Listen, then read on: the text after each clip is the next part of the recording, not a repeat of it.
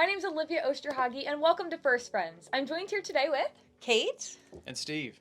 Kate. Steve, tell us a little bit about you guys. How did you find our church?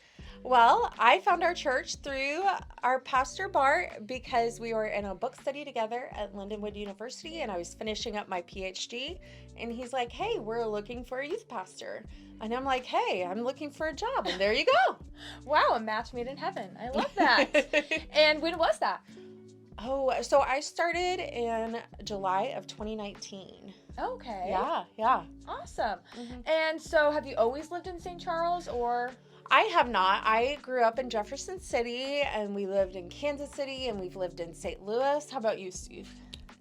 I grew up in Manchester, so Parkway South kid, and I've lived there pretty much my whole life other than a couple of years in Kansas City and then back to St. Louis area. Okay. Yeah. So what do you guys like to do outside of church? You go first.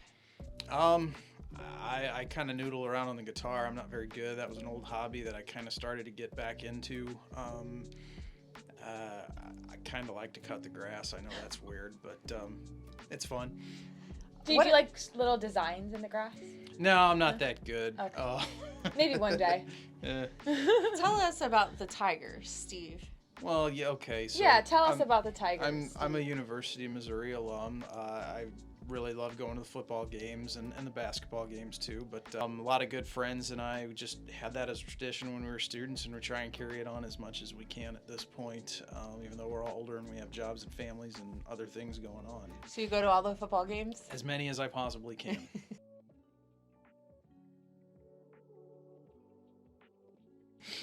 Okay, and what about you? Tell us about your book yes. and yourself. So I like to hike and get lost in the woods, and he will come if it's shorter, but not if it's longer. God bless him. I do like to write. I feel like I don't have a lot of hobbies, but I do like to write. So I wrote this book it was published about a year ago, and it's still selling well is what I heard from the last conference. So it's about 19th century Black women preachers. And what's cool is that, so I grew up Baptist, and then when I was working on my dissertation, 19th century, which was based on this, 19th century Black preachers, they were all women. They were all Methodists. So it's kind of like, it was a gateway into Methodism, if that makes sense. Very cool. So, tell us about your kitty. I know you have a kitty, Sia, right? Yeah. So Sia was my brother's cat, and then when he moved and he couldn't have a cat, it became our cat. So Sia is a tuxedo. She's beautiful. And who does Sia like?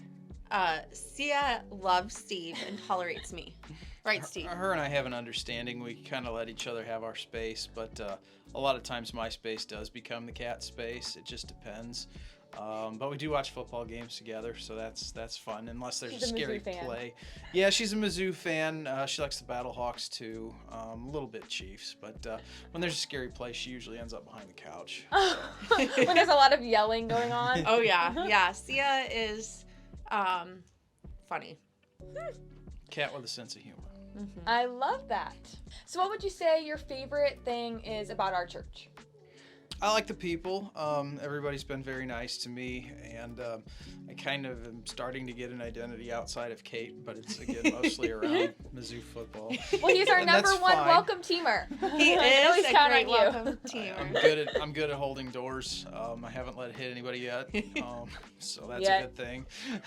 Yeah, and I mean, I would go with Steve and say the people, they really share who Jesus is and live out their faith, and also, like, we have a lot of fun, and I think, I mean, you know, because you're in the office, but I think that's really important of any part of a congregation or a church is to, like, be playful and have fun, because if Jesus didn't laugh, like, that would be really boring.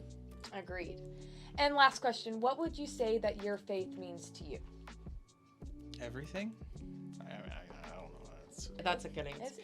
I would say my faith, like this last year, we've had like a lot of challenges that have happened, but really relying on the Holy Spirit to walk us through those challenges, but it also gives us like a new perspective so that we can live outside ourselves. Like,